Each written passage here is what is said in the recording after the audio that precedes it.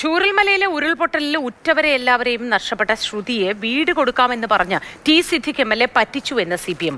120 ദിവസം കൊണ്ട് ശ്രുതിക്ക് വീട് നൽകുമെന്ന് പറഞ്ഞിട്ട് ഇതുവരെ വീട് കൊടുത്തില്ല.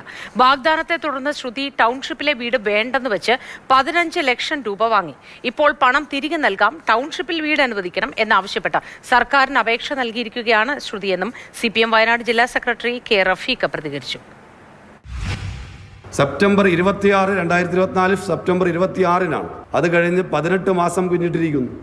അദ്ദേഹം പറഞ്ഞ കാലയളവ് പ്രകാരം 2025 ജനുവരിയിൽ വീട് കൊടുക്കേണ്ടതാണ്. വീട് കൊടുത്തില്ല.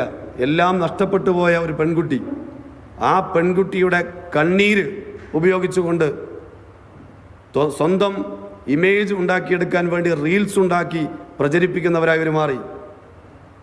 എങ്ങനെയൊക്കെയാണ് ദുരന്തത്തെ ഇവർ ഉപയോഗിച്ചത് എന്നതാണ് വ്യക്തമാവുന്നത്.